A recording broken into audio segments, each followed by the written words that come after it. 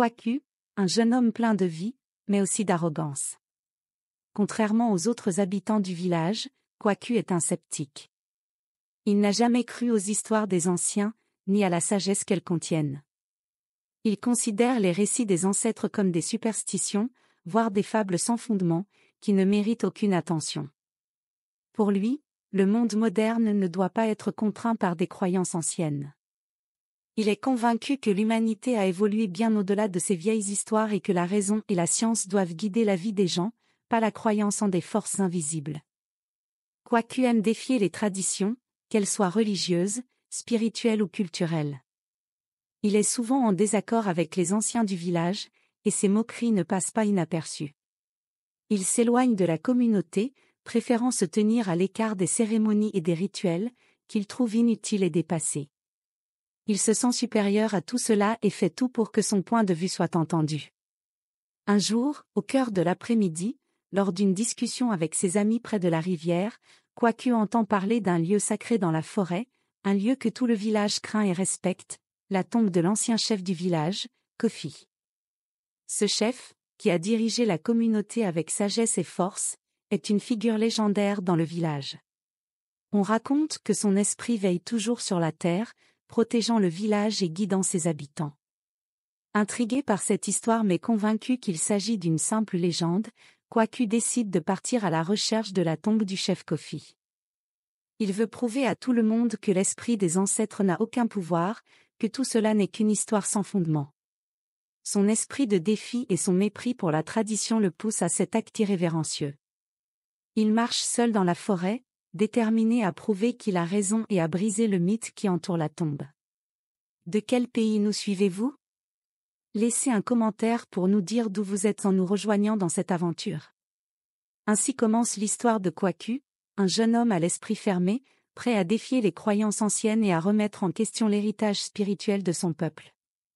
Kwaku marcha pendant des heures à travers la forêt dense, son esprit envahi par des pensées de défi. Le vent frais soufflait à travers les arbres, emportant avec lui des senteurs de terre humide et de feuillage. Le soleil commençait à se coucher, projetant une lumière dorée à travers les arbres, mais Kwaku ne ralentissait pas. Il était déterminé à atteindre son objectif, prouver que les histoires de la tombe du grand chef Kofi étaient purement mythologiques, des fables inventées par les anciens pour contrôler les jeunes comme lui. Il avait entendu maintes fois les histoires racontées par les anciens du village. Il parlait de l'esprit du chef Kofi, qui, selon eux, veillait sur le village même après sa mort. Son esprit, disait-on, protégeait les villageois, les guidait dans leurs choix et les éloignait des dangers. Mais Kwaku trouvait tout cela ridicule. Comment un simple esprit pouvait-il influencer la vie de ceux qui croyaient en lui? Pour lui, la science, la logique et la raison étaient les seules vérités, et tout ce qui s'écartait de ces principes était à rejeter. Kwaku s'arrêta enfin devant la pierre tombale qu'il avait cherchée. La tombe du chef Kofi. C'était une grande structure de pierre, recouverte de lierre et d'autres plantes qui se were enroulées autour de la base, presque comme pour cacher ce qui était dessous. Les gravures sur la pierre étaient anciennes, effacées par le temps, mais elles racontaient l'histoire d'un homme puissant et respecté, un chef qui avait mené son peuple avec sagesse.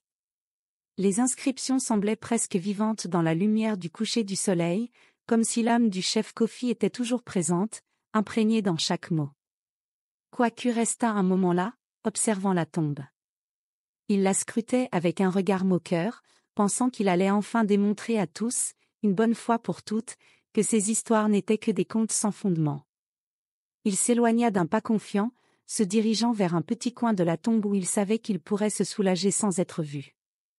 Il se pencha légèrement, tourna son regard vers la pierre tombale, et, avec un sourire arrogant, il se souvint de tous les villageois qu'il avait regardés de haut à cause de son manque de croyance. C'était le moment de prouver sa supériorité. Loin des regards des autres, et sans un instant de doute, il se baissa et urina directement sur la tombe du grand chef Kofi, brisant ainsi le dernier tabou de son village. Il s'imaginait que cela serait une sorte de triomphe. Comme si, par ce geste, il détruisait non seulement un symbole ancien, mais aussi toute l'autorité spirituelle que la tombe représentait. Il éclata de rire, un rire plein de défi et de mépris. Mais alors que l'écho de son rire se dissipait dans la forêt, un silence étrange s'installa autour de lui. Le vent, qui soufflait doucement à travers les arbres, s'arrêta brusquement. La chaleur du soleil couchant sembla soudainement s'intensifier, comme si l'air était devenu plus lourd, plus épais. Kwaku frissonna, mais se força à ne pas y prêter attention. Il avait simplement fait ce qu'il pensait être juste, et il n'avait aucune raison de douter maintenant. Après tout, il n'y avait rien de magique dans la tombe. Rien. Cependant, au moment où il se redressa et se tourna pour repartir, une sensation étrange s'empara de lui. Un frisson glacé parcourut son corps. Il se sentit soudainement très petit, comme si une grande présence l'observait. Le sol sous ses pieds sembla trembler légèrement. Kwaku se retourna brusquement, jetant un dernier regard sur la tombe, mais il ne vit rien de particulier. Pourtant, il ne pouvait se défaire de ce sentiment inexplicable de malaise qui le submergeait. Ce n'était rien, se dit-il à nouveau. C'était juste son imagination. Il n'y avait rien à craindre. Malgré cela, une voix intérieure le troubla. Peut-être qu'il venait de franchir une ligne invisible. Peut-être avait-il fait quelque chose qu'il ne comprenait pas encore, quelque chose qui allait bientôt avoir des conséquences. Mais Kwaku chassa rapidement ses pensées. Après tout, il était libre de croire ce qu'il voulait. Les autres pouvaient continuer à croire aux esprits et aux malédictions, mais lui, il était au-dessus de tout ça. Avec un dernier regard sur la tombe, il tourna les talons et se dirigea vers la sortie de la forêt, encore convaincu que la vérité ne résidait que dans ce qu'il pouvait toucher, voir et comprendre. Mais le vent venait de souffler son dernier avertissement. Le lendemain matin, Kwaku se réveilla dans sa petite cabane au bord du village, le soleil déjà haut dans le ciel, répandant une lumière douce et chaude à travers la fenêtre. Il se leva avec un sourire satisfait, comme s'il venait de remporter une grande victoire. Le monde extérieur était toujours le même, les oiseaux chantaient dans les arbres, les habitants du village s'activaient dans leurs tâches quotidiennes, et la vie semblait continuer sans conséquence. Mais Kwaku ne savait pas encore que son acte de défi la veille avait déjà commencé à changer quelque chose en lui. En se levant de son lit, Kwaku ressentit une légère douleur dans le bas de son dos. Ce n'était pas inhabituel après une nuit passée sur son matelas de fortune, mais ce matin-là, la douleur semblait un peu plus intense. Il secoua la tête, se disant que ce n'était rien. Peut-être un mauvais mouvement pendant mon sommeil, pensa-t-il, ignorant encore les signes qui allaient se multiplier. Alors qu'il sortait pour aller chercher de l'eau au puits, la douleur s'intensifia. Il s'arrêta un instant, frottant son dos, surpris par la façon dont la sensation se propageait dans tout son corps. Il inspira profondément, cherchant à se concentrer sur autre chose. Pourtant, une lourdeur étrange envahissait ses membres. Plus il avançait, plus la douleur devenait aiguë. Il se força à ignorer la sensation, cherchant à ne pas attirer l'attention de ses voisins. Mais, dès qu'il pensa à sourire ou à dire un mot sarcastique à l'un d'entre eux, la douleur devint insupportable. Arrivé au puits, Kwaku se pencha pour remplir son seau d'eau. Lorsqu'il se redressa pour porter le seau, une violente douleur traversa son corps, comme une brûlure venant du plus profond de ses entrailles. Il s'arrêta net, haletant. Ce n'était plus une simple gêne, c'était comme si chaque mouvement était puni par une force invisible. Ses yeux se plissèrent de douleur, et il se laissa tomber à genoux. « Qu'est-ce qui m'arrive » pensa-t-il, effrayé pour la première fois. Mais, fidèle à son habitude, il essaya de se convaincre qu'il ne devait pas accorder trop d'importance à ce qu'il considérait comme une coïncidence. Plus tard dans la journée, alors qu'il parlait à un de ses amis près de la rivière, la douleur se fit à nouveau sentir, mais cette fois-ci d'une manière plus étrange. À chaque parole qu'il prononçait, une décharge de douleur intense frappait son torse. Lorsqu'il lança une moquerie, en pensant à son acte de la veille, la douleur le traversa comme un coup de poignard. Ses mains se crispèrent, et un souffle court s'échappa de ses lèvres. Ses amis le regardèrent, inquiets. « Tu vas bien, Kwaku » lui demanda l'un d'eux, remarquant sa pâleur soudaine. Kwaku, qui était habituellement plein de vie et de sarcasme, ne pouvait que répondre par un sourire nerveux. Oui, tout va bien. Juste un peu fatigué, répondit-il, mais il savait au fond de lui qu'il n'était pas simplement fatigué. Le soir, une autre sensation étrange s'empara de lui. Alors qu'il se préparait à manger, un sentiment de froid intense le traversa. Malgré la chaleur ambiante et l'absence de vent, une sensation glacée se propagea lentement de ses pieds à sa tête. Kwaku frissonna, se demandant s'il n'était pas simplement malade. Mais quelque chose en lui savait que ce n'était pas la grippe. C'était quelque chose de plus profond, quelque chose de mystique. Chaque fois qu'il repensait à la tombe de l'ancêtre et à son acte de mépris, la douleur revenait, plus forte que jamais. Au fil des jours suivants, la situation empirait. Kwaku ne pouvait plus ignorer les symptômes. Chaque tentative de moquerie ou de parole irrévérencieuse était suivie d'une douleur intense et inexplicable. Plus il essayait de se convaincre que tout cela était une coïncidence, plus il se rendait compte que ses souffrances étaient liées à l'acte irrévérencieux qu'il avait commis sur la tombe du chef Kofi. Le matin, la douleur était plus vive, comme si elle l'attendait chaque fois qu'il se levait. L'après-midi, le froid revenait, insidieux, comme si l'air autour de lui était devenu plus lourd.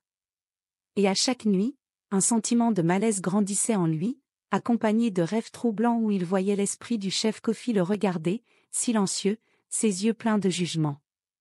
Les habitants du village remarquèrent aussi son changement.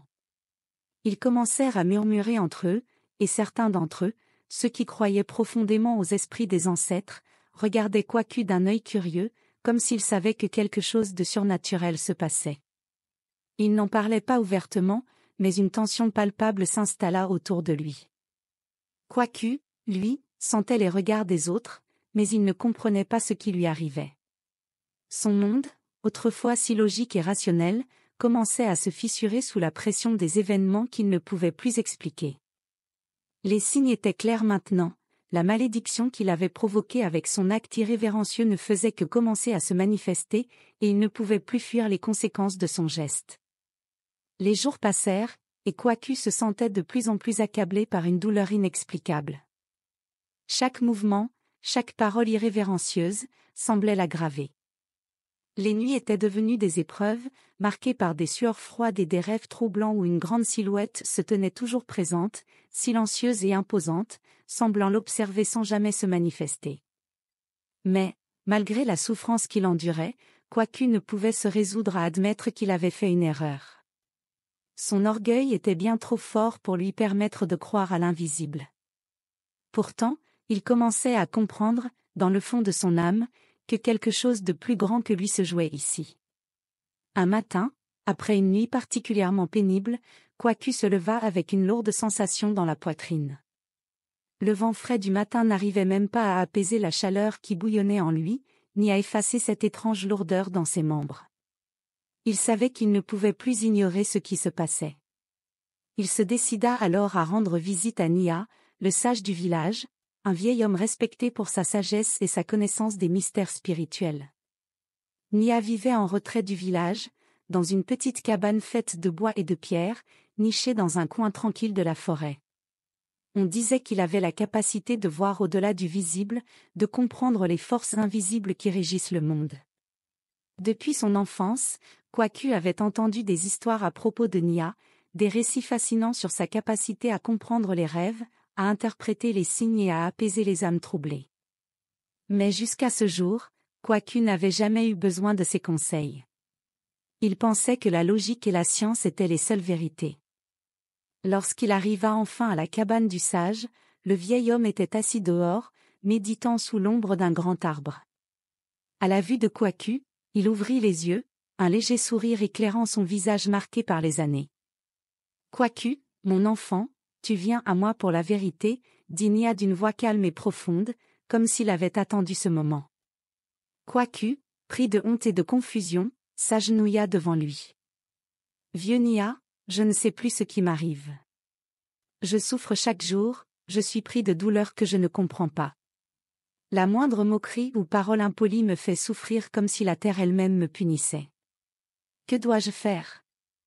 Le sage le regarda longuement, son regard pénétrant semblant lire l'âme de Kwaku.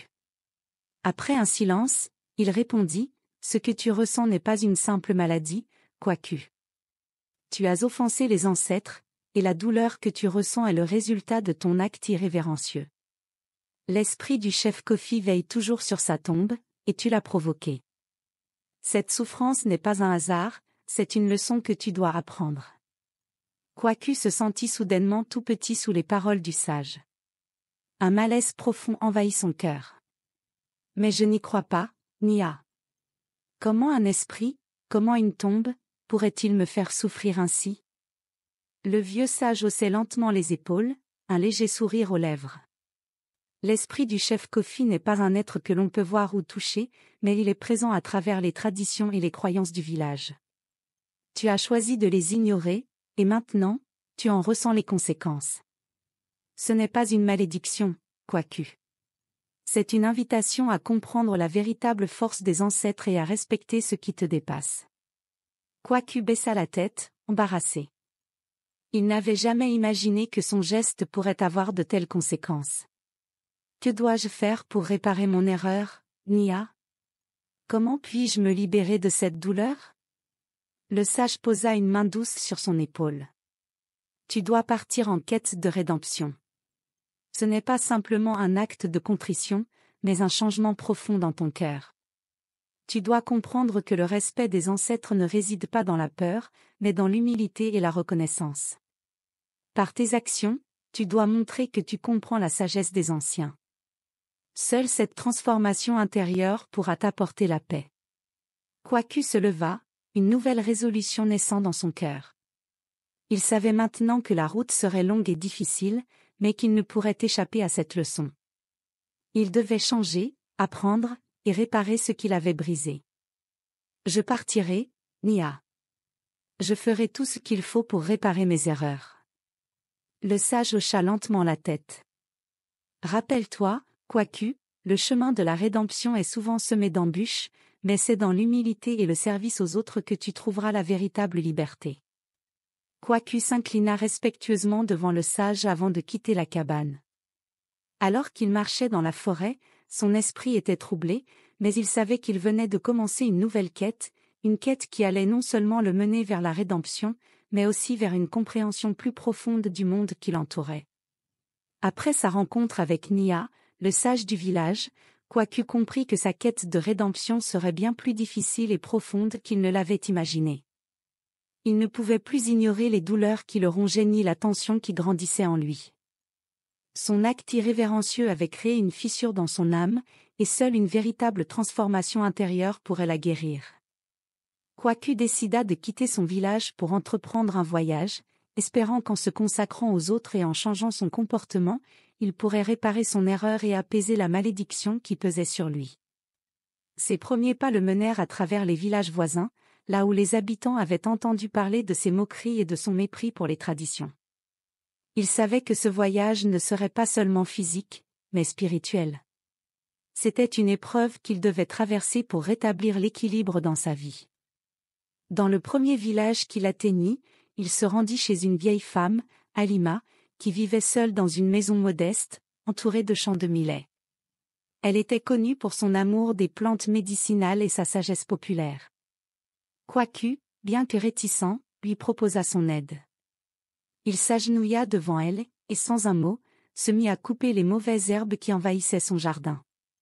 Halima observa Kwaku en silence, puis dit doucement, « Tu viens de loin, jeune homme, mais la route que tu suis est celle du cœur.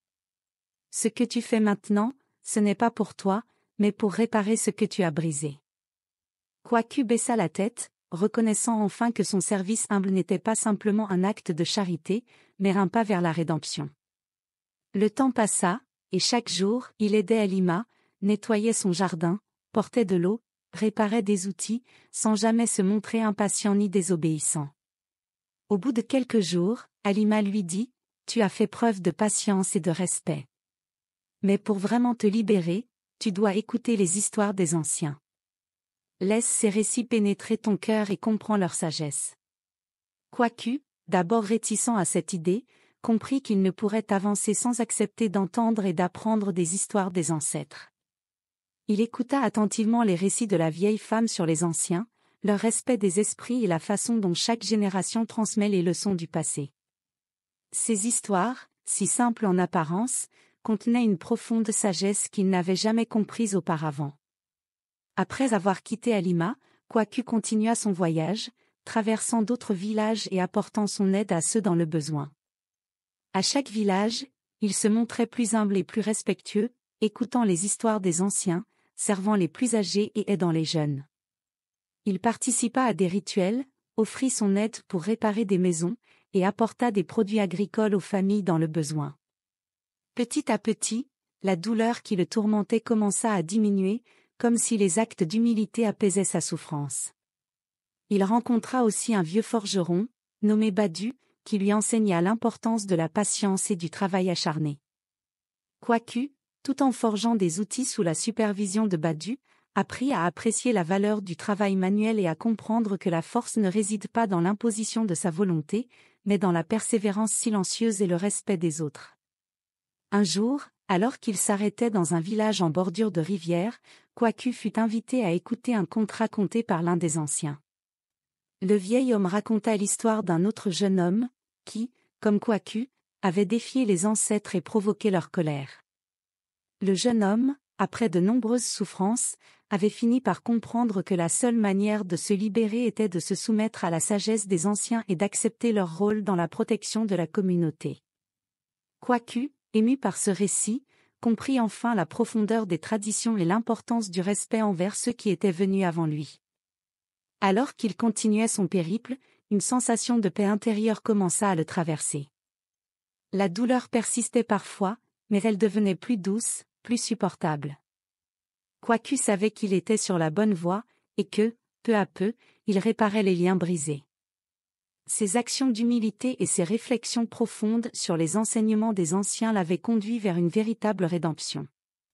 Le chemin qu'il avait choisi n'était pas facile, mais il savait maintenant que la sagesse, le respect et l'humilité étaient les clés pour retrouver la paix intérieure et se réconcilier avec les forces invisibles qui régissent l'univers. Après plusieurs mois de voyage et d'apprentissage, Kwaku sentit qu'il avait changé. Son cœur s'était transformé, ses actions étaient devenues plus humbles. Il n'était plus l'homme arrogant et moqueur qu'il avait été, celui qui méprisait tout ce qui n'était pas tangible et rationnel. À chaque village qu'il traversait, il avait appris à écouter, à aider et à servir, découvrant la sagesse et l'humilité qui se cachent dans les traditions ancestrales. La douleur qui l'avait tourmenté commençait à disparaître, remplacée par un sentiment de paix intérieure qu'il n'avait jamais connu auparavant. Mais il savait que pour être totalement réconcilié, il devait retourner au village, là où tout avait commencé. Il devait affronter ce qu'il avait fait, et se confronter à l'esprit du chef Kofi, dont il avait offensé la tombe. La route vers le village semblait plus longue cette fois, non pas à cause de la distance, mais parce qu'il savait que son acte irrévérencieux l'attendait, comme une épreuve finale. Il se sentait prêt, mais une part de lui était anxieuse, redoutant la confrontation avec les esprits du passé. Lorsqu'il arriva enfin aux abords du village, il ressentit une grande paix l'envahir. Les habitants, qu'il avait vus partir autrefois avec des airs de défi, ne le reconnaissaient pas immédiatement. Kwaku n'était plus le même. Son regard était différent, plus calme et plus réfléchi. Il se rendit directement à la tombe du grand chef Kofi, ce lieu sacré qu'il avait autrefois méprisé.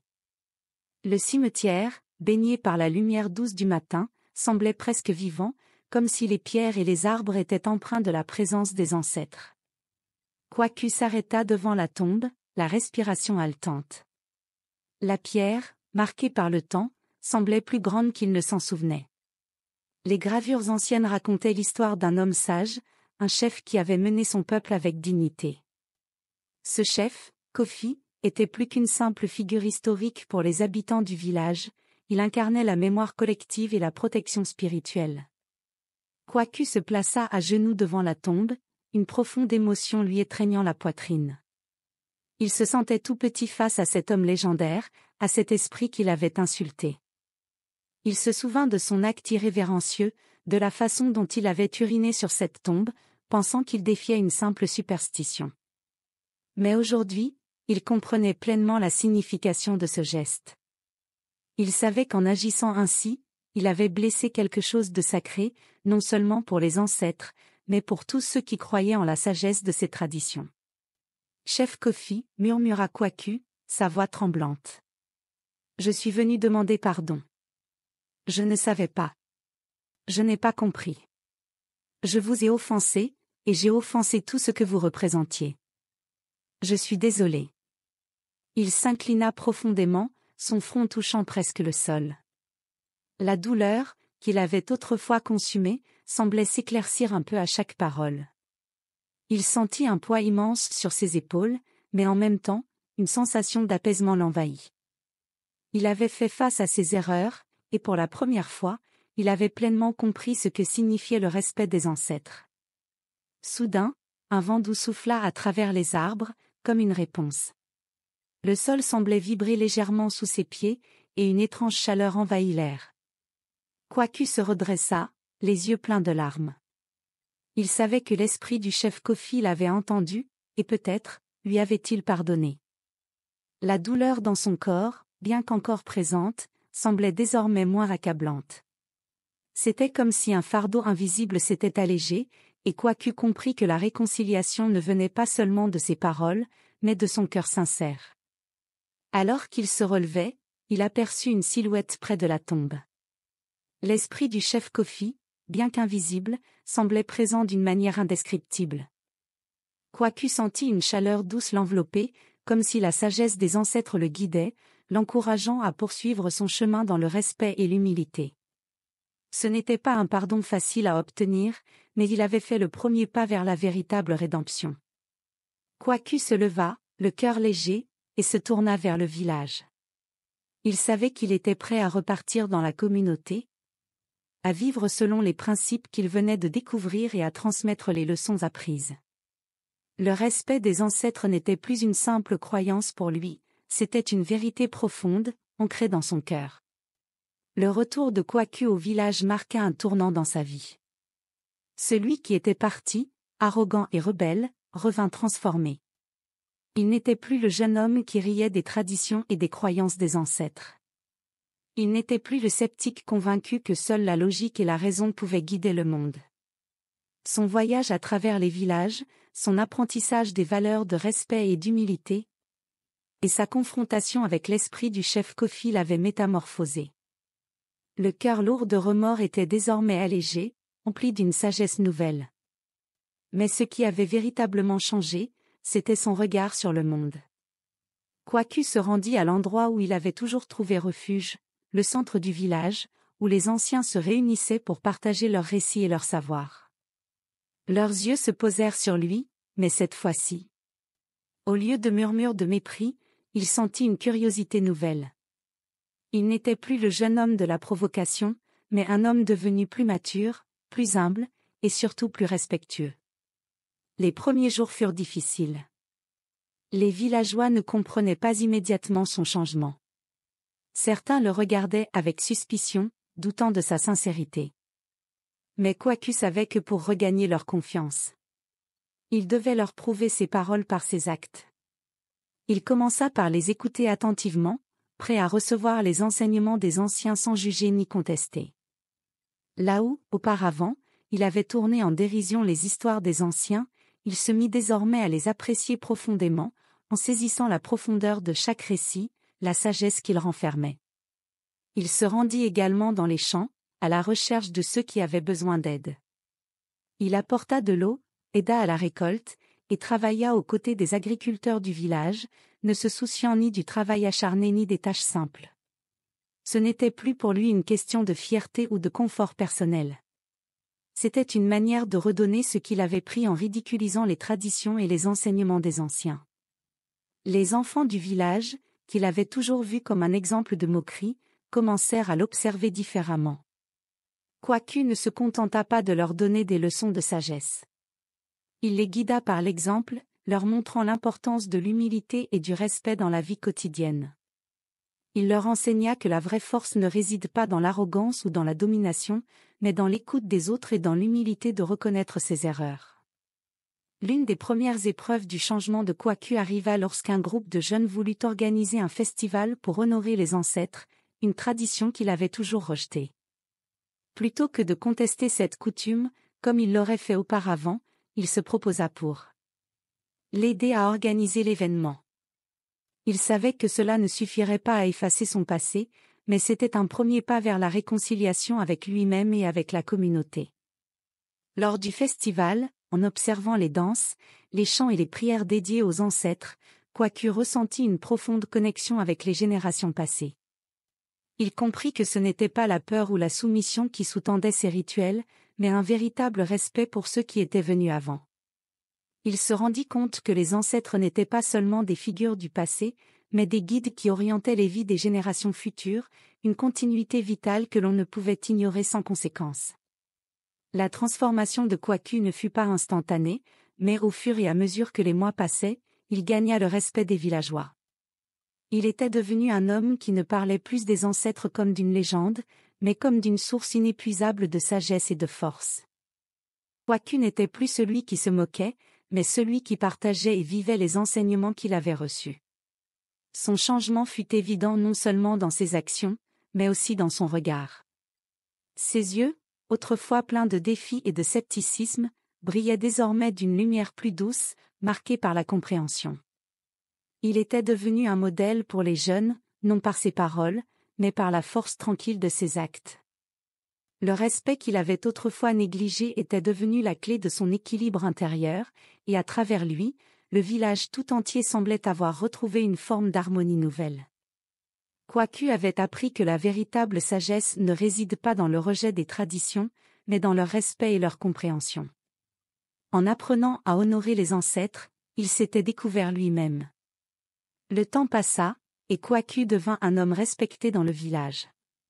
Il avait appris que l'humilité et le respect des traditions étaient essentiels pour vivre en harmonie avec les autres et avec soi-même. Son voyage, qui avait commencé par un acte de défi envers les ancêtres, l'avait conduit à une profonde rédemption. Non seulement il avait réparé ses erreurs, mais il avait aussi découvert que la sagesse des anciens n'était pas un fardeau, mais un cadeau précieux qu'il fallait honorer. Un jour, alors qu'il partageait son histoire avec les jeunes du village, Kwaku se leva, regarda les visages curieux et dit « Ce que j'ai appris, c'est que la véritable force réside dans l'humilité. En rejetant les traditions, je croyais me libérer. Mais en réalité, c'est en les respectant que l'on trouve la liberté. Nos ancêtres nous ont laissé des leçons pour guider nos vies. Ignorer cela, c'est se condamner à vivre dans l'obscurité. » Kwaku transmit son histoire aux générations futures, leur enseignant l'importance de l'équilibre entre le passé et l'avenir. Il leur montra que le respect n'était pas une soumission, mais une forme de force intérieure, un lien entre l'humanité et l'univers. Il devint un modèle de sagesse, non pas par ses paroles, mais par ses actions. Ainsi, Kwaku laissa un héritage durable, celui d'un homme qui avait su se réconcilier avec les ancêtres, et qui, à travers cette réconciliation, avait trouvé sa véritable voie. Le respect des traditions et des ancêtres devint pour le village non seulement un devoir, mais une source de lumière et de paix.